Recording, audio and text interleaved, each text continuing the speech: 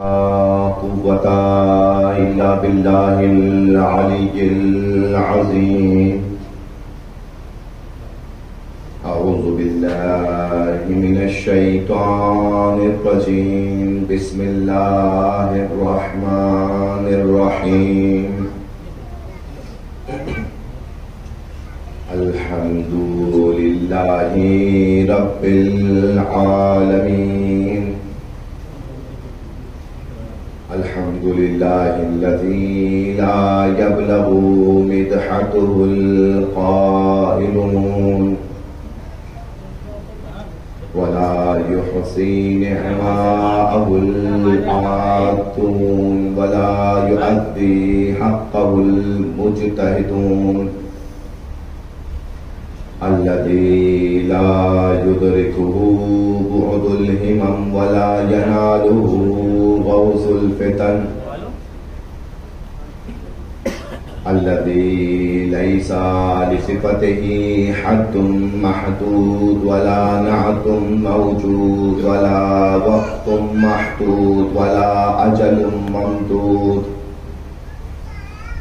صدر الخلائق بقدرته ونشر الرياح برحمته وودت بالسخون ميدان أرضه.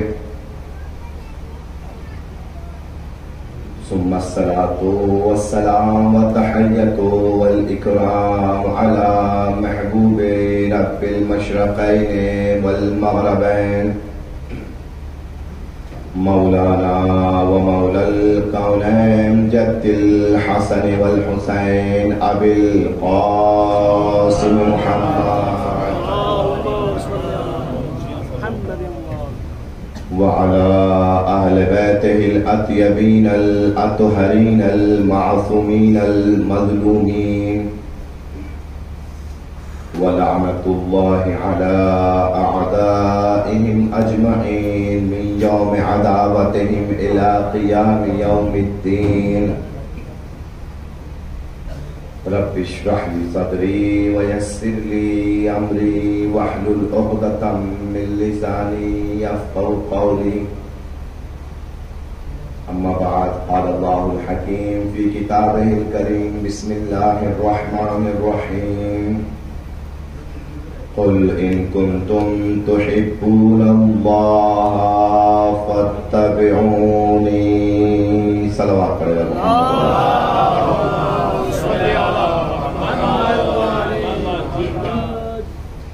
تمام تعریفیں اس مالک حقیقی کے لیے کہ جس کی معرفت کے بنا، جس کو پہچانے بنا ہم دنیا میں ایک قدم بھی آگے نہیں بڑھا سکتے. وہ پروردگار کہ جس کی معرفت ہمارے لیے واجب ہے. ہم سب پر واجب ہے کہ سب سے پہلی معرفت ہمارے پاس جس ذات کی ہونی چاہیے وہ خدا وحدہ لا شریک ہے. ہمیں پتا ہو کہ ہمارا خدا کون ہے، کیسا ہے، اس کی کیا صفات ہیں، ہمیں پتا ہونا چاہیے. اور یہ مجلسیں، یہ ذکر اسی لیے کیا جاتا ہے تاکہ بندے اپنے خدا کو پہچان لیں. امام معصوم اپنی دعا میں ارشاد فرماتے ہیں کہ دیکھو یہ دعا مانگا کرو، ہر روز خدا سے یہ طلب کیا کرو. کیا طلب کرنا ہے ہمیں خدا سے؟ کیا مانگے؟ مال مانگے؟ وہ تو بنا مانگے دیتا ہے، بنا مانگے دیتا ہے. مقام مانگے، عزت مانگے، بنا مانگے ہمیں عزت دے دی. ہم کیا مانگے آخر خدا سے؟ اللہم عرفنی نفسک، یہ مانگو پروردگار مجھے تو نے سب کچھ دے دیا ہے، بس ایک چیز چاہیے. اللہم عرفنی نفسک، مجھے اپنی معرفت دے دے. سبحان اللہ سبحان اللہ. معرفت دے دے اپنی، تجھے پہچان لوں. تجھے جانوں. جب تجھے پہچان لوں گا, مجھے پتہ نہ چلے گا تو کون ہے, تو بس میری زندگی توحید والی زندگی ہو جائے گی. پھر میرا اعتقاد بھی وہی اعتقاد ہوگا کہ جو علی کا اعتقاد تھا خدا کے بارے میں. الم یعلم بان اللہ یری, پہچانے خدا کو. الم یعلم بان اللہ یری کا مطلب کیا ہے کہ کیا انسان یہ نہیں جانتا کہ ایک ذات ہمیشہ اسے دیکھ رہی ہے, ہمیشہ دیکھ رہی ہے. اللہم عرفنی نفسک, اپنی معرفت دے دے. فإنک ان لم تعرف نفسک لم اعرف رسولک, کیونکہ اگر مجھے تیری معرفت نہ ملی تو میں تیرے رسول کو نہیں پہچان پاؤں گا. جو اپنے خدا کو نہ پہچانتا ہو وہ رسول خدا کو بھی نہیں پہچان سکتا. پھر کیا, اللہم عرفنی رسولک, مجھے اپنے رسول کی معرفت دے دے. فإنک ان لم تعرفنی رسولک لم اعرف حجتک, کیونکہ اگر میں تیرے رسول کو نہ پہچان پایا تو اپنے وقت کی حجت کو نہ پہچان پاؤں گا. تینوں معرفتیں آپس میں متصل ہیں. خدا کی معرفت حاصل نہ ہوئی تو رسول کی معرفت نہ ہو پائے گی. رسول کو نہ پہچان پائے تو وقت کی حجت کو نہ پہچان پائے. اللہم عرفنی حجتک. اب تیسری دعا, پروردگار مجھے اپنی حجت کی معرفت کرا دے, اپنی حجت کی معرفت کرا دے. فإنک ان لم تعرفنی حجتک, کیونکہ اگر تیری حجت کی معرفت نہ ہوئی, زللت عن دینی, تو میں دین سے گمراہ ہو جاؤں گا. پتہ یہ چلا جسے خدا کی معرفت نہ ہو وہ رسول کی معرفت تک نہیں پہنچ سکتا. جسے رسول کی معرفت نہ ہو وہ حجت کی معرفت تک نہیں پہنچ سکتا. اور جسے وقت کے حجت کی معرفت نہ ہو وہ راہ ہدایت پر آگے نہیں بڑھ سکتا. یہ معرفت, تینوں معرفت انسان کے ساتھ ہونا ضروری ہے. صلوات پڑھے پر محمد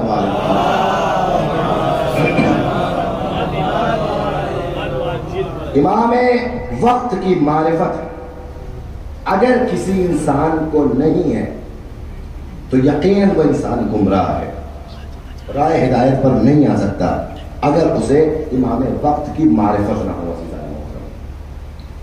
حجت کی معرفت ضروری ہے. اپنے وقت کی حجت کو پہچانے. یہیں سے اپنے موضوع کو کل کی بات سے متصل کرتا ہوں. امام فرماتے ہیں ہر چیز کی ایک حجت ہوتی ہے. اس دنیا کی حجت ہم ہیں. نحن حجت اللہ علیکم, ہم اللہ کی طرف سے تمہارے لیے حجت ہے. حجت کا کام کیا ہوتا ہے؟ امام وقت اس وقت ہماری حجت ہے. حجت کا کام کیا ہوتا ہے؟ حجت کا کام ہوتا ہے بندوں کا رابطہ خدا سے برقرار کر دینا. بندوں کا رابطہ خدا سے برقرار کر دینا یہ حجت کا کام ہوتا ہے. یہاں سے ہمارا رابطہ حجت کے ذریعے سے خدا سے برقرار ہوتا ہے. وہاں سے جو ہمارے لیے آتا ہے پہلے حجت کے ہاتھوں میں پہنچتا ہے, پھر حجت سے ہمارے ہاتھوں میں آتا ہے. پتا چلا ہمیں جتنی نعمتیں ملتی ہیں مستقیم نہیں ملتی, امام زمانہ کے ہاتھوں سے ملتی ہیں.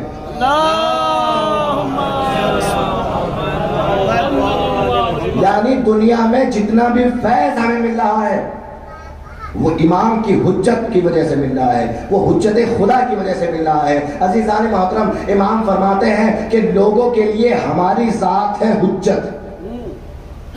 دنیا کو جو بھی ملے گا وہ ہمارے ہاتھوں سے ملے گا, مگر ہمارے لیے بھی کوئی حجت ہے.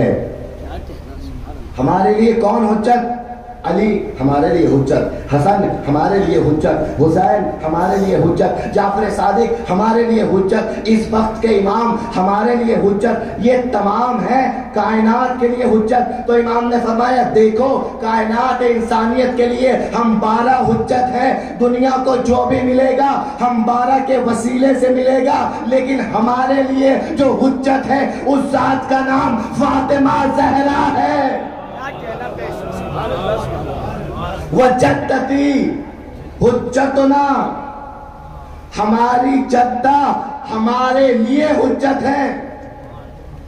ہم تک جو فیض پہنچے گا وہ امام وقت کے ذریعے سے پہنچے گا، اور امام تک جو فیض پہنچے گا وہ فاطمہ زہرا کے ذریعے پہنچے گا. صلوات پڑھے محمد وآل محمد پر.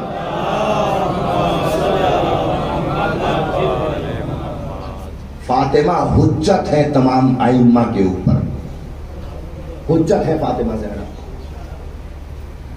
فاطمہ زہرا کو اگر ہٹا لیا جائے درمیان سے تو نہ امامت باقی رہتی ہے نہ نبوت باقی رہتی ہے. نبوت اور امامت کے توازن کو آج دنیا میں باقی رکھے ہوئے ہیں فاطمہ زہرا کی ذات، فاطمہ زہرا کے کارنامے. فاطمہ دلیل ہے علی کی حقانیت کے لیے، فاطمہ دلیل ہے غدیر کے اثبات کے لیے، فاطمہ دلیل ہے تشیع کے حق پر ہونے کے لیے. کیسے دلیل ہے؟ شیعوں کے بہت بڑے عالم دین، بہت بڑے عالم دین جنہوں نے الغدیر نام کی بہت عظیم کتاب لکھی شیعوں کی. الغدیر. ایک مرتبہ گئے سفر پر، کہاں؟ مکہ حج کرنے کے لیے. اور جب مکہ حج کرنے کے لیے گئے تو بڑے بڑے وہاں علماء موجود تھے. علماء، بڑے بڑے علماء اس زمانے کے موجود تھے. انہیں پتہ لگا کہ امینی حج کرنے آئے ہوئے ہیں. کیا کیا جائے؟ کہا بڑا غدیر غدیر کرتے ہیں، بڑا علی علی کرتے ہیں، آج امینی کو پکڑ لو، آج امینی کو پکڑ لو، آج امینی کے ساتھ مناظرہ کریں گے، آج امینی کے ساتھ گفتگو کریں گے. علامہ امینی آتے ہیں. آنے کے بعد ایک یہودیوں کا عالم دین، ایک وہابیوں کا عالم دین ان سے کہتا ہے کہ علامہ آج رات میں آپ کی ہمارے گھر پہ دعوت ہے، تشریف لائیے گا. علامہ کہتے ہیں دعوت میں ایک شرط پہ قبول کروں گا. کہا کیا؟ کہا میں یہاں خدا کی عبادت کرنے آیا ہوں، کوئی مناظرہ کرنے نہیں آیا، لہذا میں فقط خدا کی عبادت کرنا چاہتا ہوں. اگر دعوت کرنی ہے تو فقط دعوت کی جائے، کوئی بحث و مباحثہ نہ ہو. کہ ٹھیک ہے، وعدہ رہا فقط دعوت ہوگی، وعدہ رہا دعوت ہوگی، دعوت کے علاوہ کوئی گفتگو نہیں ہوگی. آ گئے علامہ، رات کو دعوت کا انتظام ہوا. سارے بڑے بڑے علماء دعوت میں آئے ہوئے تھے، سارے بڑے بڑے علماء. اور ایک مرتبہ علامہ امینی کو بھی بٹھایا گیا، جگہ دی گئی. کہا علامہ امینی سے کہا گیا کہ یہ ہمارے دوست ہیں سب، آپ یہ نہ سمجھیے گا مناظرہ کرنے آئے ہیں، کہ بس دعوت ہے، بس دعوت ہوگی. دعوت تمام ہوئی، اور جیسے ہی دعوت تمام ہوئی صاحب خانہ نے جو حرکت سوچی تھی اسی کے لیے کھڑا ہو گیا. اور کھڑا ہونے کے بعد کہتا ہے کہ علامہ میں ایک بات کہنا چاہتا ہوں. دیکھیے علی کے چاہنے والوں کو ہر جگہ کوشش کی جاتی ہے ذلیل کرنے کی، رسوا کرنے کی، بدنام کرنے کی، مگر مولائے کائنات کا احسان علی کے چاہنے والوں پر ہے کہ علی کے چاہنے والے اس بات سے گھبرائے نہیں کہ انہیں علی کے نام پر کوئی رسوا کر سکتا ہے، کوئی ذلیل کر سکتا ہے. تمہیں ذلیل کرنے والے ذلیل ہو جائیں گے مگر علی والے قیامت تک عزت دار رہیں گے.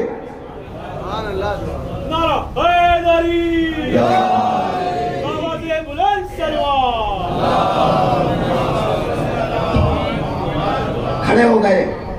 کئی بات کہنا چاہتا ہوں. کیا کہیے؟ کا مناظرہ کچھ نہیں ہوگا، بے فکر رہیے. کا پھر کیا ہوگا؟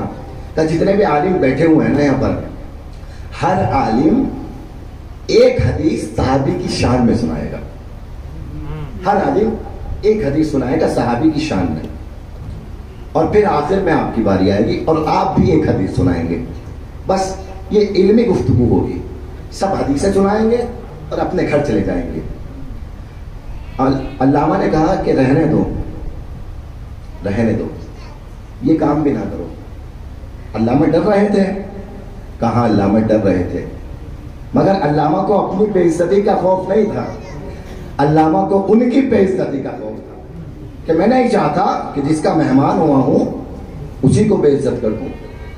کہا یہ بھی رہنے دو. کہا نہیں، یہ تو ہوگا، یہ تو ہوگا. کہا ٹھیک ہے پھر بسم اللہ کیجیے. سب کی باری آئی. اب ایک ایک کھڑا ہوتا تھا اور ایک صحابی کی شان میں حدیث سناتا تھا. دوسرا بیٹھتا تھا، تیسرا کھڑا ہوتا تھا، صحابی کی شان میں حدیث سناتا تھا. تیسرا بیٹھتا تھا، چوتھا کھڑا ہوتا تھا، صحابی کی شان میں حدیث سناتا تھا. جتنے بھی 10-15 تھے سب کھڑے ہوئے، صحابی کی شان میں حدیث سنائی، بیٹھ گئے. آخر میں علامہ کا جو ہے نمبر آیا. آخر میں علامہ کی نوبت آئی. علامہ سے کہا گیا امینی آپ بسم اللہ کیجیے، ایک حدیث سنائیے. امینی کھڑے ہوئے اور کھڑے ہونے کے بعد یہ کہا کہ میں بس ایک حدیث سنانا چاہتا ہوں مگر میری ایک شرط ہے. کہ کیا شرط ہے؟ کہا اس حدیث کے صحیح ہونے کی، اگر صحیح ہے تو ایک ایک عالم کو زبان سے تائید کرنی پڑے گی، صحیح ہے. اور اگر غلط ہے تو ایک ایک عالم کو کہنا پڑے گا علامہ یہ حدیث غلط ہے. کہا ٹھیک ہے منظور ہے، ایک ہی تو حدیث سنائیں گے، تائید کر دیں گے. کہا ٹھیک ہے. دیکھیں فاطمہ غدیر کے اس بات کی دلیل ہے، فاطمہ علی کی حقانیت کی دلیل ہے. علامہ کھڑے ہوئے، کھڑے ہونے کے بعد کہا رسول نے ارشاد فرمایا من ماتا ولم یعرف امام زمانے ہی ماتا موتۃ الجاہلیہ، کہ جو مر جائے مگر اپنے وقت کے امام کو نہ پہچانتا ہو وہ جہالت کی موت مرتا ہے. سارے حیران تھے یہ کیسی حدیث انتخاب کر لی. کہا حدیث سن کے سب پریشان ہو گئے کیونکہ پتا تھا اب نتیجہ کیا ہونے والا ہے. کہا حدیث سن لی؟ کہا سن لی. کہا کیا حدیث تھی؟ کہا جو مر جائے مگر اپنے وقت کے امام کو نہ پہچانتا ہو وہ جہالت کی موت مرتا ہے. کہا سب سمجھتے ہیں؟ کہا ہاں. ایک سے پوچھا حدیث صحیح ہے؟ کہا صحیح ہے. دوسرے سے پوچھا حدیث صحیح ہے؟ کہا صحیح ہے. تیسرے سے پوچھا حدیث صحیح ہے؟ کہا صحیح ہے. تمام کے تمام افراد نے اس بات کی گواہی دی کہ حدیث صحیح ہے. اب علامہ نے سوال کیا بتاؤ فاطمہ کا امام کون تھا؟ بتاؤ فاطمہ کا امام کون تھا؟ اب عزیزان محترم فاطمہ کے امام جیسے ہی یہ سوال کیا علماء نے بیان کیا کہ پھر پتہ ہے کیا ہوا؟ پہلا باہر نکل گیا، دوسرا باہر نکل گیا، تیسرا باہر نکل گیا، جتنے بھی تھے سب باہر نکل گئے. مناظرہ تمام ہو گیا. آخر کیوں جواب نہیں دیا؟ کہا یہ ایک ایسا سوال تھا جس میں دونوں طرف ڈیڈ لائن تھی. اگر یہ کہتے کہ فاطمہ نے اس حدیث پر عمل نہیں کیا تو بھی غلط تھا کہ وہ کائنات کا رسول جو ہدایت پہنچانے کے لیے آیا تھا اس کی بیٹی خود ہدایت نہ حاصل کر پائی معاذ اللہ. اگر یہ کہتے تب بھی رسوا ہو جاتے. اور اگر یہ کہتے کہ نہیں اس حدیث پہ فاطمہ نے عمل کیا تھا تو پھر ایک اور سوال ہوتا کہ اگر اس حدیث پہ فاطمہ نے عمل کیا تھا تو ذرا زمانے میں تلاش کر کے بتاؤ کہ فاطمہ کا امام کون تھا. اب زمانہ ہم سے نہ یہ کہے کہ فلاں بھی تھے، فلاں بھی تھے، فلاں بھی تھے. آپ فلاں کو بھی نہیں مانتے، آپ فلاں کو بھی نہیں مانتے، آپ فلاں کو بھی نہیں مانتے، آپ فقط علی کو کیوں مانتے ہیں؟ کہ ہمارے پاس ایک معیار موجود ہے، ہم اس معیار سے نیچے نہیں آ سکتے. زمانہ یہ نہ بتائے کہ فلاں کی فضیلتیں کیا ہے، ہم ایک ہی شرط پر امامت مانیں گے، ہمارا امام وہ ہے جو فاطمہ کا امام ہے.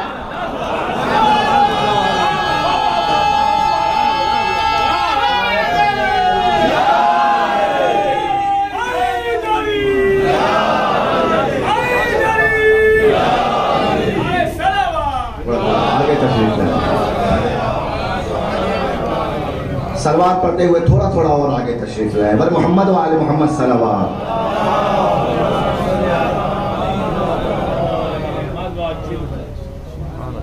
ہمیں یہ نہ بتاؤ کہ کون کیسا تھا، بس ہمیں اتنا بتا دو فاطمہ کا امام کون تھا. جو فاطمہ کا امام ہوگا وہی سب کا امام ہوگا.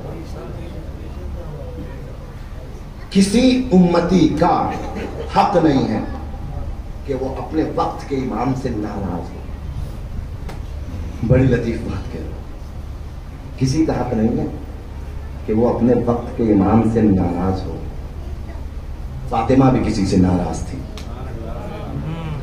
پتا چلا کہ فاطمہ جس سے ناراض ہو کچھ بھی ہو سکتا ہے، فاطمہ کا امام نہیں ہو سکتا۔ امام وہ ہوتا ہے جس سے ناراض نہیں ہوا جاتا، جس کی اطاعت کی جاتی ہے، اور فاطمہ زہرا نے پوری زندگی علی کی اطاعت کر کے بتایا میرا امام کوئی اور نہیں، فقط اور فقط علی ابن ابو طالب ہے۔ یہ اسی لیے فاطمہ حقانیت حیدر کرار کی دلیل بنی ہے۔ غدیر جس طریقے سے کہتے ہیں نا، کربلا در کربلا میمان کر زینب نہ پوچھ، کربلا کربلا میں رہ جاتی اگر ثانیہ زہرا نہ ہوتی، اسی طریقے سے غدیر غدیر میں رہ جاتی اگر فاطمہ زہرا نہ ہوتی۔ آج اگر امام حسین کے مقصد کو، کربلا کو گھر گھر پہنچانے کا کام زینب نے انجام دیا ہے، تو غدیر کو گھر گھر پہنچانے کا کام فاطمہ نے انجام دیا ہے۔ یہ عظیم کام فاطمہ کی ذمہ داری تھا۔ عزیزان محترم، یہ ہے فاطمہ زہرا سلام اللہ علیہا۔ حقانیت امام علی کی دلیل کا نام فاطمہ ہے، اور گھر گھر جاتی ہیں، اور جانے کے بعد میں حدیث غدیر یاد دلاتی ہیں، ایک ایک کو یاد دلاتی ہیں حدیث غدیر۔ اور اسی لیے پروردگار عالم نے کوثر کا لقب فاطمہ کو دیا ہے، اسی لیے کوثر کا لقب فاطمہ کو دیا ہے۔ بہت عجیب بات ہے عزیزان محترم، کوثر ہونا کوئی کم عظمت نہیں ہے، کوثر رسالت ہونا کوئی کم عظمت نہیں ہے، بہت عظیم عظمت ہے۔ بسم اللہ الرحمن الرحیم، انا اعطیناک الکوثر، اے حبیب ہم نے تمہیں کوثر عطا کیا، فصل لربک وانحر، تو بس اپنے پروردگار کے لیے نماز پڑھیں اور قربانی پیش کریں۔ انا شانئک هو الابتر، بے شک تمہارا دشمن بے اولاد رہے گا۔ پورے سورے کا ترجمہ تمام علماء نے چاہے کسی بھی مذہب سے ہوں یہی کیا ہے، پورے سورے کا ترجمہ صحیح کیا ہے، ایک لفظ کوثر پہ سب اٹک گئے، پورے سورے کا ترجمہ صحیح کیا، لفظ کوثر پہ سب رک گئے۔ کوئی آیا لکھا کوثر تو جنت کی ایک نہر کا نام ہے، کوثر عطا کیا یعنی رسول آپ کے نام جنت میں ایک نہر کر دی۔ دوسرے آئے کہنے لگے کوثر سے مراد تو حوض کوثر ہے قیامت والا، جہاں مولا علی کھڑے ہوں گے لوگوں کو سیراب کریں گے، کوثر یعنی حوض کوثر۔ تیسرے آئے کہنے کوثر سے مراد تو نبوت ہے، اے رسول ہم نے تمہیں نبوت دے دی، کیا نبوت پہلے نہیں تھی رسول کے پاس؟ نبوت پہلے نہیں تھی کہ نہیں، مگر آئے کسی نے نبوت لکھا کوثر سے مراد، کسی نے رسالت لکھا کوثر سے مراد، کسی نے قرآن لکھا کوثر سے مراد، کسی نے جنت کی نہر لکھا، کسی نے حوض کوثر لکھا۔ ہمارے علماء آئے کہنے لگے کوثر میں کثرت ہے، کثرت یعنی نسل کثیر، نسل کثیر جس کی وجہ سے بقا میں آئی یعنی فاطمہ، کوثر یعنی فاطمہ۔ کچھ ثابت کیسے کریں گے مولانا؟ کوثر یعنی فاطمہ۔ دوسرے بھی ہیں جو الگ الگ معنی بیان کر رہے ہیں کوثر کے، آپ نے کہہ دیا کوثر یعنی فاطمہ، کوثر یعنی نسل کثیر، کوثر یعنی فاطمہ زہرا کہ جس کی وجہ سے نسل کثیر وجود میں آئی۔ تو عزیزان محترم، قرآن کو تفسیر کرنے کے لیے ایک قاعدہ ہے، اس قاعدے کا نام ہے قرینہ۔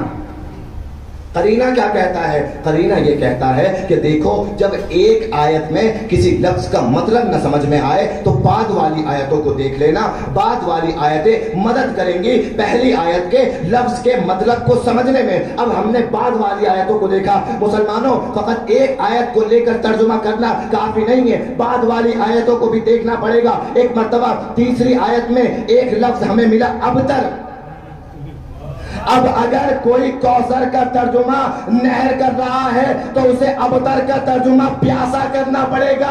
اے رسول تیرا دشمن پیاسا رہے گا، یہاں سب نے ترجمہ بے اولاد کا کیا، اے رسول تیرا دشمن بے اولاد رہے گا تو اب بھی سمجھ میں نہیں آیا؟ جب یہاں دشمنوں کے لیے بے اولاد ہونے کا ذکر ہو رہا ہے تو پہلی آیت میں کوثر سے مراد نسل کثیر ہوگا، اور وہ نسل کثیر جس ذات کی وجہ سے وجود میں آتی ہے اسے فاطمہ کہتے ہیں۔ قاعدہ تفسیر ہے، تفسیر کا قاعدہ ہے۔ یہ الگ بات ہے کہ بغض اہل بیت میں تفسیر کے قاعدے بھی انسان بھول جائے، قرینہ ہوتا ہے ہر بات کا۔ بعد والی آیتیں پہلے والی آیتوں کو سمجھانے میں مدد کرتی ہیں۔ غدیر کو پہنچا دیا، غدیر میں کیا پیغام پہنچایا تھا رسول نے؟ یا ایھا الرسول بلغ ما انزل الیک من ربک، اے رسول پہنچا دیجیے اس پیغام کو یہ تو پہلے بھی آپ کی طرف پروردگار کی طرف سے پہنچایا جا چکا ہے۔ عزیزان محترم، خداوند عالم نے یہ نہیں کہا کہ امت کو یہ پیغام سنا دیجیے، لفظ بلغ ہے۔ بلغ کا مطلب سنانا نہیں ہوتا، پہنچانا ہوتا ہے۔ پروردگار یہ بھی کہہ سکتا تھا کہ امت تک یہ پیغام، امت کو یہ پیغام سنا دیجیے، کیونکہ باقی جتنے بھی پیغام تھے رسول نے امت کو سنائے ہیں، مگر یہاں یہ نہیں کہا کہ امت کو یہ پیغام سنا دیجیے، بلکہ کیا لفظ ہے؟ امت تک یہ پیغام پہنچا دیجیے۔ عزیزان محترم، سنانا اور ہوتا ہے، پہنچانا اور ہوتا ہے۔ فقط اگر سنانے کی بات ہوتی تو جہاں یہ آیت نازل ہوئی تھی وہی رسول کہہ دیتے کہ دیکھو اللہ کا پیغام آیا ہے، من کنتو مولا فہذا علی المولا، بات تمام ہو جاتی۔ یہ ہوا سنانا، کہا سنانا نہیں ہے، پہنچانا ہے۔ کہا کیسے پہنچانا ہے؟ کہا ایسا انتظام کرو کہ یہ پیغام پہنچے تو قیامت تک باقی رہے، ایسا انتظام کرو قیامت کا۔ کچھ لوگ آگے جا چکے ہیں، انہیں واپس بلایا جائے، کچھ لوگ پیچھے رہ گئے ہیں، ان کا انتظار کیا جائے۔ دونوں کو اکٹھا کیا گیا، آگے والوں کو بھی پیچھے بلایا گیا، پیچھے والوں کو بھی انتظار کر کے اکٹھا ہونے دیا گیا۔ یا رسول اللہ پیغام پہنچا دیجئے، اتنی تاخیر کیوں کرتے ہیں؟ وقت لگے گا، آگے جا چکے ہیں انہیں پیچھے آنے میں وقت لگے گا، جو رہ گئے ہیں ان کا انتظار کرنے میں وقت لگے گا۔ کہا وقت لگنے دو، میں چاہتا ہوں امت کو ایک نقطہ اتحاد مل جائے کہ اگر اتحاد کی باتیں ہونے لگے تو یہ عمل رسول کا سامنے آ جائے کہ دیکھو اگر اتحاد ہوتا ہے تو علی کے نام پر اتحاد ہوتا ہے۔ کہا پہلے سب جمع ہو جائیں پھر اعلان کروں گا۔ ہو گئے جمع سب، اب اعلان کر دیجئے۔ کہ نہیں، پہنچانا مقصد ہے، سنانا نہیں ہے۔ کہ اب کیا کریں؟ کہ ان کے ہونٹوں پر یہ جو کجاوے دیکھ رہے ہو اتروا دو، ممبر بنایا جائے اور ممبر کی بلندی سے میں یہ پیغام پہنچاؤں۔ بڑا عجیب منظر ہے غدیر خم کا، بڑا عجیب منظر ہے۔ کبھی کبھی کسی ایسے منظر کو دکھایا جاتا ہے کہ اس منظر کو چاہنے والا چاہ کر بھی بلا نہ پائے۔ آج سے پہلے کبھی ایسا ممبر نہ بنا، اور غدیر کے بعد پھر کبھی ایسا ممبر نہ بنا۔ غدیر تھی کہ جس میں ایک خاص طریقے کے ممبر کا انتخاب کیا گیا، جبکہ رسول خدا معجز نما رسول تھے۔ رسول چاہتے تو پتھر کو حکم دیتے تو بلند ہو جاتا اور پتھر کو ممبر بنا لیتے۔ رسول چاہتے تو درخت کو حکم دیتے تو درخت ممبر بن جاتا۔ رسول اعجاز جانتے تھے، معجزہ جانتے تھے، رسول نے معجزہ نہیں کیا، کجاووں کو اتارا گیا، ممبر بنایا گیا۔ کیوں ممبر بنایا گیا؟ عزیزان محترم، کبھی کبھی ایسا منظر دکھانا پڑتا ہے کہ لوگوں کی عقلوں میں وہ منظر یاد رہے، محفوظ ہو جائے، چاہ کر بھی اسے کوئی بھلا نہ پائے۔ ایک مرتبہ اگر آپ، میں مثال دیتا ہوں کہ یہاں کوئی مولانا مجلس پڑھنے کے لیے بٹھانے میں آئے، اب جہاں بھی جاتے ہیں مولانا مجلس پڑھنے کے لیے ان کو لینے گاڑی جاتی ہے۔ علامہ اظہر حسن ظہری صاحب کا واقعہ ہے کہ علامہ ایک جگہ مجلس پڑھنے پہنچے، تو ان کو لینے کے لیے گاڑی نہیں بھیجی گئی، اونٹ کو لے کے جایا گیا. کہا اونٹ لے کے جاؤ علامہ کے استقبال میں. اونٹ لے کے گئے، علامہ کو اونٹ پہ سوار کیا. اب علامہ کو جب اونٹ پہ سوار کیا، جب علامہ پہنچے ہیں، ایک مرتبہ پوچھا علامہ صاحب کیسا لگا؟ کہا بس پوچھو مت، آج نانی یاد آ گئی. یہ منظر کیوں دکھایا؟ کہا مولانا بہت جگہ جاتے ہو، یاد نہیں رہتا ہوگا کس نے کیسا استقبال کیا تھا.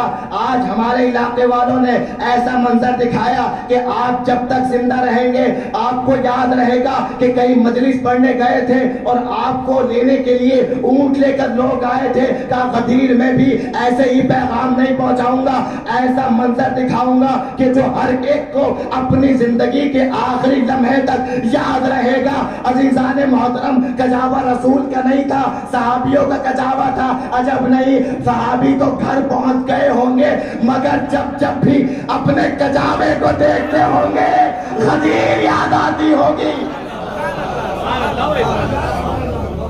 صحابی گھر پہنچ گئے ہوں گے مگر اب اس کجاوے کا کیا کریں گے؟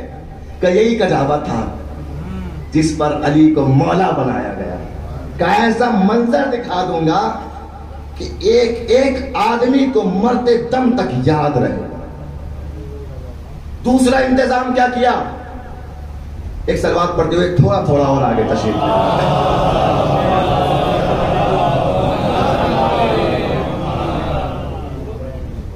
یہ فقط ذکر حسین کا معجزہ ہے عزیزان محترم، ورنہ اپنے اور کسی کام کے لیے ہم اپنی زحمتوں کو، اتنی زحمتوں کو برداشت نہیں کرتے. گرمی اور گرمی کے علاوہ انسان تھکا ہوا انسان 1 گھنٹے سے بیٹھ کر مجلس کو سن رہا ہے، یہ زحمتیں کیوں برداشت کر رہا ہے؟ تو ہر انسان جواب دے گا مولانا دنیا کے ہر کام کو کرتے ہوئے زحمت محسوس ہوتی ہے مگر نہ جانے عزاداری سید الشہداء میں کیا معجزہ ہے، زحمتیں لطف میں بدل جاتی ہیں. دنیا میں کسی کے سامنے زانوئے ادب دے کر کے 1 گھنٹے بیٹھنا ممکن نہیں ہے سوائے مجلس عزا کے. زمانہ دیکھے آج ہماری عزاداری کے معجزے کو دنیا میں پیدل چلنا زحمتوں کی وجہ بنتا ہے. کوئی پیدل نہیں چلنا چاہتا، بھوک لگتی ہے، پیاس لگتی ہے. مگر آج عزیزان محترم دیکھ رہے ہوں گے آپ، ایک بندہ پیدل حج پر نکل چکا ہے، اگلے سال پہنچے گا. کیوں نکل چکا ہے؟ کہاں مجھے پیدل جانا ہے. عزیزان محترم کہاں سے یہ جذبہ ملا؟ یہ پیدل حج پہ جانے کا جذبہ مسلمانوں کہاں سے آیا؟ 40 نہ ہوتا حسین کا تو یہ جذبہ بھی نہ آتا. پتا چلا حسین کی محبت نے زحمتوں کو لطف میں تبدیل کر دیا. یہ پیدل جو چل چل کے آج جا رہے ہیں یہ جذبہ 40 کی دین ہے. قدیر نے کہا ایسا منظر دکھاؤں گا کہ کوئی فراموش نہیں کر پائے گا. دوسرا کام کیا، ہو گیا اعلان ولایت. اب 3 دن تک رک جاؤں گا، 3 دن تک رک جاؤں اور باری باری علی کی بیعت کروں گا. علی کی بیعت کروں گا، علی کو مبارکباد دو. یا رسول اللہ اعلان کر دیا، اب ذرا صحابیوں کو جانے دیجیے، مدینے جا کر آرام سے بیعت کریں گے، آرام سے گھر پہنچ کر آرام کریں گے، تھوڑا ریسٹ کریں گے، فریش ہو جائیں گے، پھر آئیں گے علی کی بیعت کے لیے. ابھی کیوں 3 دن تک روک رہے ہیں؟ ابھی کیوں 3 دن تک زحمت دے رہے ہیں؟ کہاں میں بتانا چاہتا ہوں کہ یہ پیغام کوئی عام پیغام نہیں ہے، یہ بڑا اہم پیغام ہے. عزیزان محترم، جب اگر آپ کے کسی گھر کے فرد سفر پر گئے ہوں، آپ کا کوئی گھر کا فرد سفر پر گیا ہو اور وہ کہہ دے کہ میں شام کو 6 بجے آؤں گا، اور شام کو 6 بجے اس کے گھر والے اس کا انتظار کر رہے ہوں، اگر 7 بھی بج جائیں تو سارے گھر والے پوچھتے ہیں کہ 1 گھنٹہ لیٹ آئے ہو، کیا ہوا تھا؟ 1 گھنٹہ تاخیر کیوں ہو گئی؟ کہ 1 گھنٹے کی تاخیر بھی ہو جائے تو سوال ہوتا ہے، تاخیر کہاں ہوئی؟ کہا 3 دن لیٹ مدینے میں پہنچیں گے، مکے والے 3 دن لیٹ مکے میں پہنچیں گے، مدینے والے 3 دن لیٹ مدینے میں پہنچیں گے۔ 3 دن تک گھر والے حاجیوں کے استقبال کے لیے کھڑے ہوں گے تو سب سے پہلا سوال ہوگا 3 دن کہاں تاخیر ہوئی؟ جواب دینا پڑے گا، علی کو مولا بنایا جا رہا تھا۔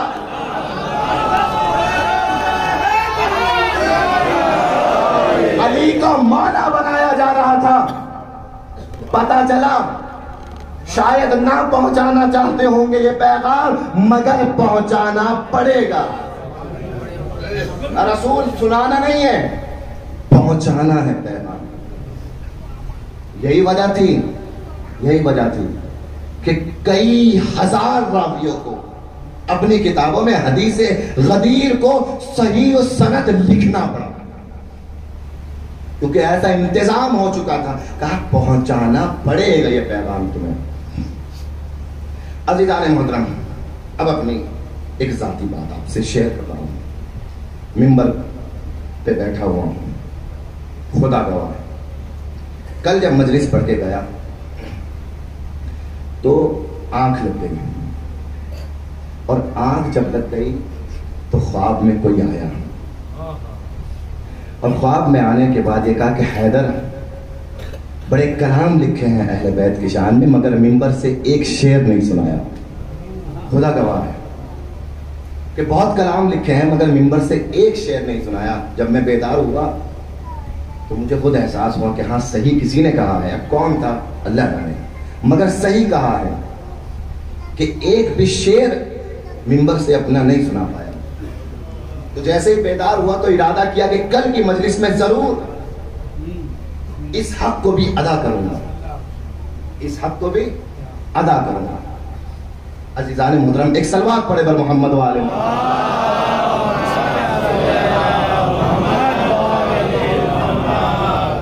یہ بہت اہم حق ہے۔ کوئی اگر شعر کہتا ہے اپنے آپ کو کم منزلت نہ سمجھے کبھی بھی۔ بہت سے لوگ شعر کہتے ہیں، آپ جانتے ہیں، لیکن میں جانتا ہوں کہ بہت سے بچے ہمارے شعر کہتے ہیں مگر اپنے آپ کو بہت کم سمجھتے ہیں، احساس کمتری کا شکار ہیں۔ اس کا سبب کیا ہے نہیں معلوم، لیکن وہ سمجھتے ہیں کہ شاید ہمارے شعر خراب ہیں۔ نہیں عزیزان محترم، شعر جب بھی کوئی لکھتا ہے اہل بیت کی عطا اس پر ہوتی ہے تب جا کے شعر لکھتا ہے۔ اہل بیت کی پہلے عطا ہوتی ہے تب شعر لکھتا ہے۔ جو بھی بچے، جو بھی نوجوان ہماری قوم کے ذرا سا بھی اگر دل میں محسوس کرتے ہیں کہ میں نے اہل بیت کی شان میں کچھ کہا ہے تو ایک مرتبہ کسی معتبر شاعر کو سنا کے دیکھیں تاکہ وہ آپ کے بارے میں یہ فیصلہ کر دے کہ آپ کہہ سکتے ہیں، اور پھر اس کے بعد اس مسیر میں آگے بڑھیں، اپنے اس ہنر کو چھپائیں نا عزیزان محترم۔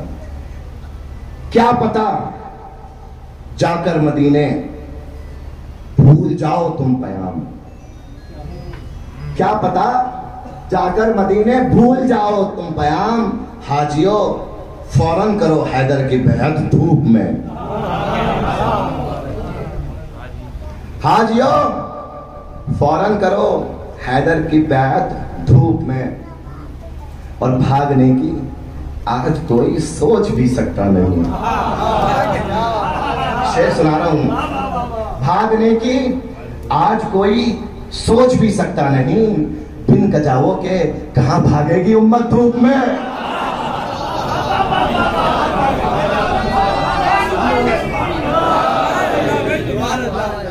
بن کجاؤ کے کہاں بھاگے گی امت دھوپ میں، عشق حیدر کی چمک چہرے پہ دکھتی ہے بلال، اور بھی تم لگ رہے ہو خوبصورت دھوپ میں۔ عزیزان محترم، علی کے عشق کا کمال یہ ہے کہ اگر علی کا عشق بلال کو بھی ہو جاتا ہے تو بلال بھی خوبصورت ہو جاتا ہے، اور علی کا بغض اگر کسی بندے میں آ جائے تو خدا اس کی شکل میں بگاڑ پیدا کر دیتا ہے۔ اگر شعر کہے ہیں اہل بیت کی شان میں تو حق ادا کریں، انہیں سنائیں، انہیں پڑھیں عزیزان۔ فرزدق شاعر تھے امام کے، امام بلاتے تھے، کہا آؤ، ہم نے سنا ہے تم نے ہماری شان میں قصیدہ کہا ہے، کہا قصیدہ سناؤ۔ عزیزان محترم، خانہ کعبہ کا منظر ہے، حج کا منظر ہے، امام معصوم حج کرنے گئے ہوئے ہیں، امام سجاد کا زمانہ ہے، امام حج کرنے گئے ہوئے ہیں، اور ایک مرتبہ حاکم وقت بھی حج کرنے کے لیے آیا ہوا ہے۔ حاکم وقت حج میں خانہ کعبہ کی طرف جانا چاہتا تھا تاکہ خانہ کعبہ کو نزدیک سے بوسہ دے، خانہ کعبہ کی دیوار پہ ہاتھ لگا کے بوسہ دے، مگر ایک مرتبہ جیسے ہی کعبے کی طرف آگے بڑھتا ہے، بھیڑ اتنی ہے کہ تمام لوگ اس کو دھکا دے کر واپس نکال دیتے ہیں، پھر دوبارہ آگے بڑھنا چاہتا ہے، پھر واپس نکال دیتے ہیں، تیسری مرتبہ آگے بڑھنا چاہا، واپس نکال دیا، ایک مرتبہ آنے کے بعد تھک کے کھڑا ہو گیا، اور کھڑا ہونے کے بعد میں اس طریقے سے کعبے کو ایک فلائنگ کس کیا، اس طریقے سے بوسہ دیا، کھڑا ہو گیا۔ جیسے ہی کھڑا ہوا دیکھا کہ دور سے ایک شخصیت آ رہی ہے، وہ شخصیت نزدیک آئی، نزدیک آنے کے بعد کعبے کی طرف بڑھی، وہ بھیڑ کہ جو حاکم کو راستہ نہیں دے رہی تھی، جیسے ہی اس شخصیت کو آتے ہوئے دیکھا، ایسے راستہ دے دیا جیسے دریا کو موسیٰ نے راستہ دے دیا تھا، جیسے دریا موسیٰ کے لیے شگاف ہو گیا، ویسے ہی اس بھیڑ میں امام سجاد کے لیے شگاف پیدا ہو گیا۔ امام آگے بڑھے، سارا راستہ خالی ہوا، امام نے خانہ کعبہ کی دیوار پر ہاتھ لگایا، بوسہ دیا، امام بھی آ کر کھڑے ہو گئے۔ حاکم وقت کھڑا تھا، حاکم وقت سے فرزدق نے پوچھا، فرزدق شاعر اہل بیت ہے، شاعر امام سجاد ہے، فرزدق نے پوچھا جانتے ہو یہ کون ہے؟ تو حاکم وقت نے کہا میں نہیں جانتا یہ کون ہے، مجھے نہیں پتا یہ کون ہے۔ حقیقت یہ تھی کہ حاکم جھوٹ بول رہا تھا، حاکم کو پتا تھا یہ کون ہے مگر بتانا نہیں چاہتا تھا۔ کیوں؟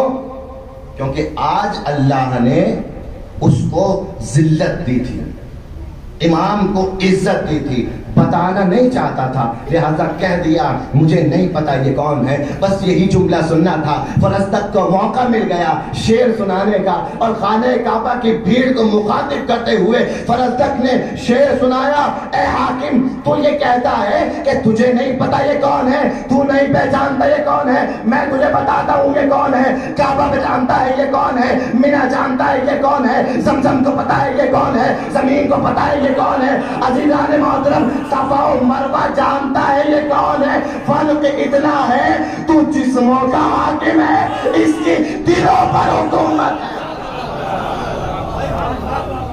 صلوات پڑھے محمد والے محمد۔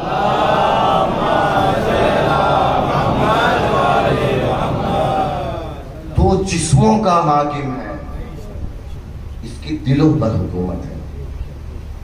بہت بول رہے ہو فرزدق، بہت شور مچا رہے ہو، گرفتار کر دو اسے اور ڈال دو زندان میں۔ اسی وقت فرزدق کو گرفتار کیا گیا، زندان میں ڈال دیا گیا۔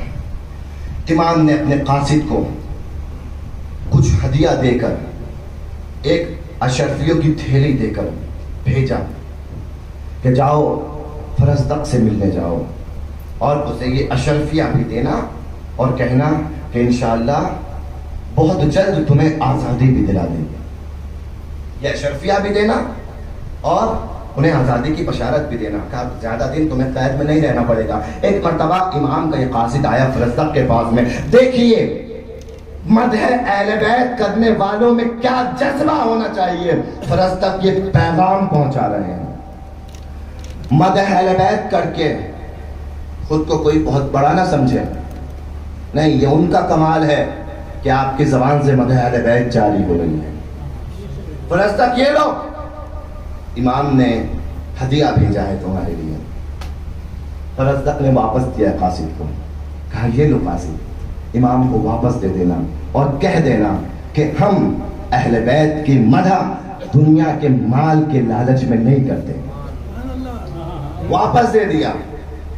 ہم دنیا کے مال کے لالچ میں مدح اہل بیت نہیں کرتے. قاصد امام کے پاس آیا کہ اپنا رسول اللہ، فرزدق نے واپس کر دیا. امام نے دوبارہ قاصد کو کہا کہ جاؤ، دوبارہ جاؤ، اور جانے کے بعد کہہ دینا کہ ایک اصول اس کا بنایا ہوا ہے، ایک اصول ہمارا بنایا ہوا ہے. کہ اس کا بنایا ہوا اصول یہ ہے کہ ہم اہل بیت کی مدح دنیا کے مال کے لالچ میں نہیں کرتے.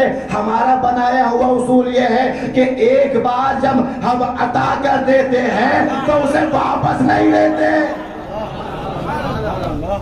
واپس آئے فرزدق کے پاس میں، فرزدق نے قبول کر لیا، اور قبول کرنے کے بعد میں کچھ دن بعد فرزدق کو آزادی بھی مل گئی. صلوات پڑھے پر محمد و آل محمد.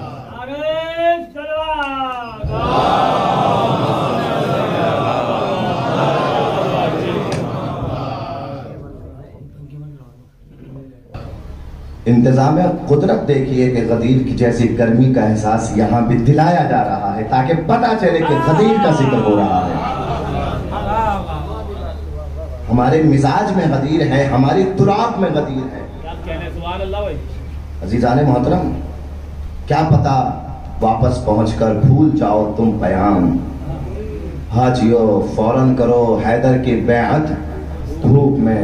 اب عزیزان محترم، حقیقت تو یہی ہے کہ یہ جتنے بھی انتظامات کیے گئے اسی لیے تاکہ زمانہ غدیر کو نہ بھلا پائے. عزیزان محترم، غدیر میں اگر ایک طرف ولایت کا اعلان کیا گیا اور اسلام کے ایک واجب رکن تولا کو لوگوں تک پہنچایا گیا، دوسری طرف اسلام کے ایک واجب رکن تبرہ کو بھی لوگوں تک پہنچایا گیا کہ غدیر اس وقت تک مکمل نہیں ہوتی جب تک تولا کے ساتھ میں تبرہ بھی اسلام میں موجود نہ ہو. مگر تبرہ عمل کرنے کا نام ہے، کسی کی توہین کرنے کا نام نہیں ہے.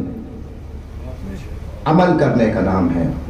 عمل میں بیزاری ہونی چاہیے. ایک مرتبہ ایک ایسا حادثہ ہوا غدیر میں کہ کسی نے کہا، حارث نعمانی نے کہا کہ اے رسول، آج اگر یہ اعلان جو آپ نے کیا ہے اگر حق ہے تو اللہ ابھی مجھ پر عذاب نازل کرتے.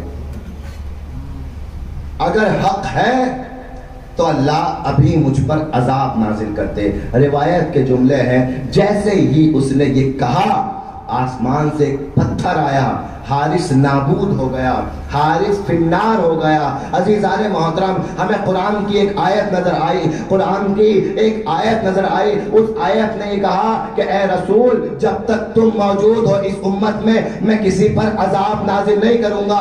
مگر اس آیت کو جیسے ہی ہم نے دیکھا، حارث کے واقعے کو دیکھا، حیران ہوئے کہ پروردگار تو نے تو کہا تھا جب تک محمد ہے تب تک عذاب نازل نہیں ہوگا، تو آج حارث پہ عذاب نازل کیوں کر دیا؟ وہ بھی پتھر سے عذاب نازل کر کے فوراً فنار کر دیا. کہا بتانا یہ چاہتا ہوں میں حارث پر عذاب نازل نہ کرتا مگر عذاب خود اس نے طلب کیا تھا. اب جب اس نے طلب کیا اور محمد کی حقانیت کی بات کہہ کے طلب کیا، اب میرے اوپر ثابت کرنا ضروری تھا کہ غدیر حقانیت کی دلیل ہے. اسی لیے عذاب نازل کیا گیا تاکہ پتا چلے. کیونکہ اس نے حقانیت پہ حرف اٹھا کر عذاب نازل ہونے کی دعا کی تھی. کیا ہوا؟ خداوند عالم نے فوراً اس کے اوپر عذاب نازل کر دیا. ہمارے ایک دوست کہتے تھے کہ جانتے ہیں غدیر میں عذاب کیوں نازل ہوا؟ ہم سے کہنے لگے کہ جانتے ہیں غدیر میں عذاب کیوں نازل ہوا؟ بڑا خوبصورت جملہ کہا انہوں نے. ہم نے کہا کیوں نازل ہوا؟ تو انہوں نے علی کی ولایت کا انکار کیا، اس لیے عذاب نازل ہوا. کہ نہیں، علی کی ولایت کا انکار تو بعد میں بھی کئی لوگوں نے کیا مگر عذاب پھر نازل نہیں ہوا. کہ شاید علی کی بیعت نہیں کی ہو. کہ نہیں، علی کی بیعت تو بعد میں بہت سے لوگوں نے توڑ دی مگر عذاب نازل نہیں ہوا. کہا پھر کیوں عذاب نازل ہوا؟ کیوں عذاب نازل ہوا؟ تب انہوں نے کہا کہ میرے نظر میں اگر مجھ سے پوچھا جائے، میرا نظریہ یہ ہے کہ اللہ نے حارث پہ غدیر میں اس لیے عذاب نازل کیا تھا کہ اس نے علی کے جشن میں فتنہ پھیلانے کی کوشش کی تھی. خدا کو پسند نہیں ہے کہ کوئی علی کے جشن میں فتنہ پھیلائے، علی کے جشن میں فتنے کی کوشش کرے. اسی لیے پروردگار عالم نے غدیر میں عذاب کو نازل کیا. جب غدیر حقانیت کی دلیل بن گئی، عزیزان محترم، بس آخری جملے ہیں، وقت نہیں ہے، بس آخری کل کی مجلس ہے اور بہت مشکل ہے موضوع کو میرے لیے سمیٹنا. آخری جملے سن لیجئے. غدیر کو جھٹلانا پایا کوئی، آخر میں وہی حربہ اپنایا گیا جو حربہ ہر جگہ اپنایا جاتا ہے. وہ کیا؟ تاکہ مولا کا مطلب جو آپ سمجھ رہے ہیں وہ نہیں ہے. من کن تو مولا تو کہا ہے رسول نے، کیونکہ وہ تو قبول ہی کرنا تھا، کوئی اور چارہ نہیں تھا. کہا مگر مولانا آپ نہیں سمجھے، مولا کا مطلب وہ نہیں ہے کہ جو آپ سمجھ رہے ہیں. کہا پھر کیا ہے؟ کہ مولا کا مطلب دوست، مولا کا مطلب حبیب، مولا کا مطلب رفیق، مولا کا مطلب فرینڈ. کہا گیا من کن تو مولا فہذا علی المولا. آج سے جس کا میں دوست تھا اس کے علی دوست ہیں، علی کے دوست بن جاؤ. کہ مولا کا مطلب دوست، مولا کا مطلب فرینڈ، مولا کا مطلب رفیق. ہم کیا کہتے ہیں؟ مولا کا مطلب جانشین بلا فصل رسول اللہ. کیا کہا ہے کہ نہیں، مولا کا مطلب یہ نہیں ہے، مولا کا مطلب دوست. مولا علی مولا ہے نا، علی ولی ہیں، علی مولا ہیں، اس کا مطلب علی ہمارے دوست ہیں. ہمارے لیے ضروری ہے علی سے محبت کریں، علی سے دوستی کریں. عزیزان محترم، ایک سادہ سی مثال میں آپ کو دیتا ہوں. میں یہاں سے 100 بندوں کو اکٹھا کروں اور اکٹھا کرنے کے بعد کہوں کہ چلو میرے ساتھ دلی چلو، بہت ضروری بات بتانی ہے. 100 بندوں کو دلی لے کر جاؤں، بڑی مشکلوں سے گزاروں، بڑا بھوکا پیاسا رکھوں، دھوپ میں کھڑا کروں اور کھڑا کرنے کے بعد وہاں جا کے یہ کہوں کہ جو ضروری بات مجھے پہنچانی تھی وہ یہ تھی کہ میں تمہارا دوست ہوں، میں تمہارا دوست ہوں. تو کیا آپ کو سمجھ میں آئے گی یہ بات؟ اتنا سب انتظام کیا گیا، 3 دن روکا گیا، کجاووں کا منبر بنایا گیا. یہ بات دوستی کی بات تو رسول مدینے میں جا کے کہہ سکتے تھے، مکے میں کہہ سکتے تھے، کعبے کے پاس کہہ سکتے تھے، مگر اگر دوستی کی بات ہوتی تو کہیں بھی کہہ دی جاتی. مگر رہبر معظم آیت اللہ خامنائی کا جملہ ہے کہ غدیر میں دوستی کی اعلان نہیں ہوا، دوستی کی بات نہیں ہوئی، ولایت کی بات ہوئی، خلافت کی بات ہوئی. کا 3 دن تک روکنا بتا رہا ہے کہ ولایت کی بات ہے، خلافت کی بات ہے. عزیزان محترم، گجاووں کا منبر بنایا جا رہا ہے تاکہ پتہ چلے کہ دوستی کی بات نہیں ہے، خلافت کی بات ہے، ولایت کی بات ہے. اور عزیزان محترم، بہت سادہ سی مثال. باپ اپنی اولاد کے لیے کیا ہے؟ ولی ہے. باپ اپنی اولاد کے لیے ولی ہے. شوہر اپنی زوجہ کے لیے کیا ہے؟ ولی ہے. یہ ہیں چھوٹی چھوٹی ولایتیں. اللہ نے ہم سب کو ولایت دی ہے. میں بھی ولی ہوں، آپ بھی ولی ہیں. اولاد کے لیے باپ ولی، بیوی کے لیے شوہر ولی. ایک مرتبہ ایک باپ ایک پدر شکوہ کرنے لگے، کہنے لگے کہ مولانا ہمارا بچہ ہمارا کہنا نہیں مانتا. اور اکثر باپ آج کل یہی شکوہ کر رہے ہیں کہ کیا کریں مولانا، ہمارا بیٹا ہماری سنتا ہی نہیں ہے، کچھ بھی کر لیں ہمارا بیٹا ہماری سنتا نہیں ہے. بہت سمجھا لیا، بہت بتا دیا، بہت سے لوگوں سے سمجھانے کو کہہ دیا، مگر سنتا نہیں ہے. میں نے کہا نہیں، آپ سے محبت تو بہت کرتا ہے.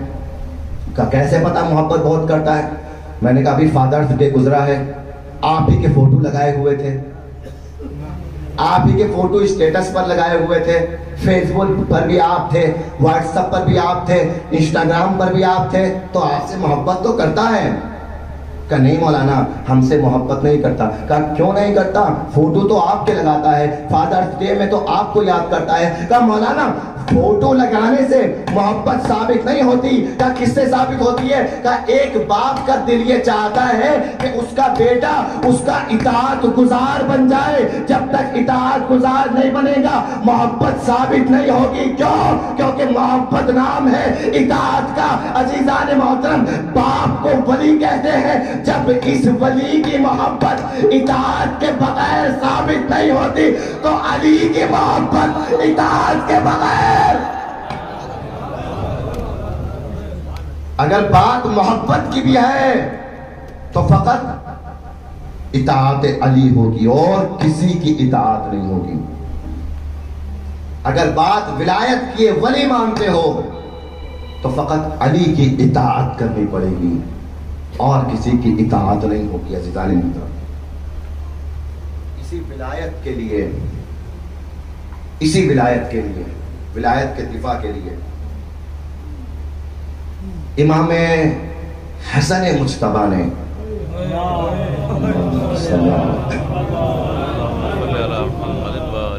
زحمت برداشت کی، زہر کو برداشت کیا. کیا کیا برداشت کیا؟ تیر پر جنازے پر تیر چلائے گئے، جنازے کی بے حرمتی کی گئی. حسین نے برداشت کیا، حسن نے برداشت کیا. مگر ایک مطمئن دل تھا، اطمینان تھا دل میں حسن کے کہ ہاں اس ولایت کی حفاظت ہو جائے گی. کیوں؟ کیونکہ میرا بھائی موجود ہے.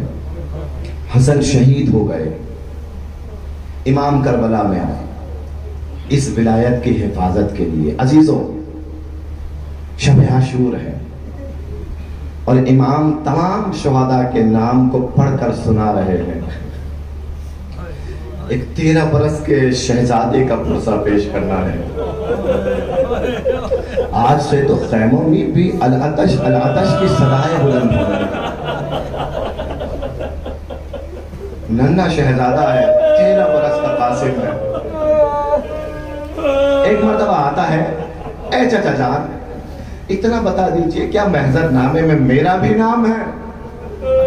حسین کی آنکھوں سے آنسو جاری ہو جاتے ہیں. ایک مرتبہ پوچھتے ہیں کہ اے قاسم موت تمہارے نزدیک کیسی ہے؟ کہا چچا جان موت میرے نزدیک شہد سے زیادہ شیرین ہے. کہا بس کل محضر نامے میں تمہارا ہی نہیں بلکہ تمہارے 6 مہینے کے بھیا علی اصغر کا بھی نام ہے.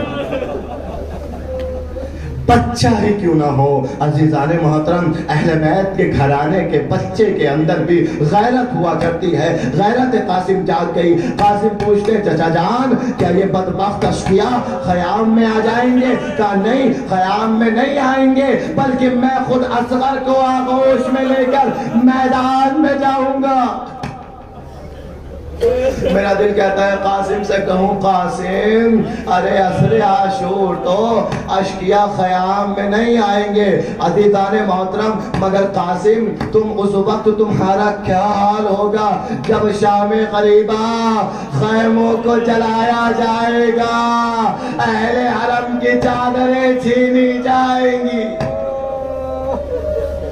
آپ کو کوئی غم نہ دے سوائے غم مظلوم کربلا کے. قاسم مطمئن ہو گئے. صبح عاشور آئی، بار بار اصحاب کو جاتا ہوا دیکھتے ہیں. قاسم پریشان رہتے ہیں، بار بار اماں کے خیموں میں آتے ہیں، پھر اپنے چچا کے پاس جاتے ہیں، پھر اماں کے خیموں میں آتے ہیں. ام فروا نے کہا قاسم ابھی تک زندہ ہو؟ کہا اماں ارے میں تو کب سے چچا جان سے اجازت مانگ رہا ہوں مگر جب بھی جاتا ہوں چچا جان کہتے ہیں قاسم ارے تم تو میرے حسن کی نشانی ہو. قاسم تمہیں کیسے اجازت دوں، تم تو میرے حسن کی نشانی ہو. ایک مرتبہ ام فروا کو وہ وقت یاد آیا کہ جب آخری وقت امام حسن نے یہ کہہ کے بازو پہ تعویذ کو باندھا تھا کہ جب بھی مشکل وقت آئے اس تعویذ کو کھول لینا. اے قاسم اس وقت سے زیادہ مشکل وقت کوئی نہیں ہے، اس تعویذ کو کھولا جائے. تعویذ کو کھولا گیا. تحریر میں لکھا تھا اے حسین ارے میں تو نہ ہوں گا مگر کربلا میں جب تم پر مشکل وقت آئے میری طرف سے میرے بچے کی قربانی کو قبول کرنا. قاسم کے چہرے پر اطمینان کی جھلک نظر آنے لگی۔ دور سے حسین نے قاسم کو اطمینان کے ساتھ آتے ہوئے دیکھا، سمجھ گئے کہ اب قاسم کو منع نہ کر پاؤں گا۔ قاسم کے ہاتھ میں حسین کے بھیا حسن کی تحریر۔ قاسم آتے ہیں، شبی کی زیارت کریں گے آپ، شبی تابوت برآمد ہوگا۔ امام حسین علیہ السلام نے تحریر کو پڑھا۔ جب قاسم کی تابوت کی زیارت کرے نا عزیزان محترم، اپنے بچوں کی سلامتی کے لیے دعا مانگنا، قوم کے جوانوں کی سلامتی کے لیے دعا مانگنا کہ پروردگار ہمارے قوم کے بچوں کو سلامت رکھے، پروردگار ہمارے قوم کے بچوں کی حفاظت فرمائے۔ ایک مرتبہ بھیا کے تعویذ کو دیکھا، اب جو دیکھا سینے سے لگایا، کبھی چوما کبھی آنکھوں سے لگایا۔ عزیزان محترم، یہ حسین کیا کر رہے ہیں؟ شاید حسین آواز دے، بھیا کی تحریر کو دیکھ کر مجھے بھیا کی مصیبتیں یاد آ گئی۔ ارے وہ 10 برس پہلے کی بات ہے، میرے سامنے ارے بھیا کے جگر کے 72 ٹکڑے دشت میں آئے تھے۔ میں رونے لگا، میں تڑپنے لگا۔ حسن نے پوچھا، بھیا حسین کیوں رو رہے ہو؟ کہا بھیا دیکھ نہیں رہے، آپ کا جگر کٹ کٹ کے دشت میں آ چکا ہے۔ حسن نے فرمایا، لا یوم کا یوم کا عبداللہ، ارے آج کا دن سخت ہے مگر حسین قیامت کا دن بہت سخت ہوگا۔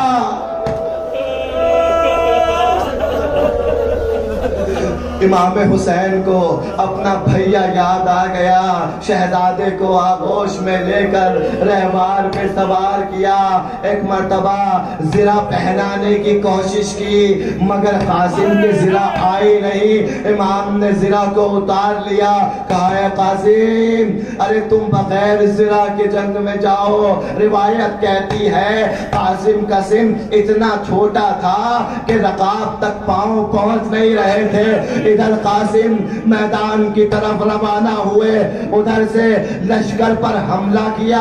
میمنہ سے میسرہ میں پہنچے، میسرہ سے پھر میمنہ میں آئے۔ عزیزان محترم جنگ کرتے رہے، کہتے رہے انا القاسم ابن الحسن ابن علی، میں قاسم ہوں حسن کا بیٹا، میں قاسم ہوں حسین کا پوتا، علی کا پوتا، میں قاسم ہوں حسین کا بھتیجا۔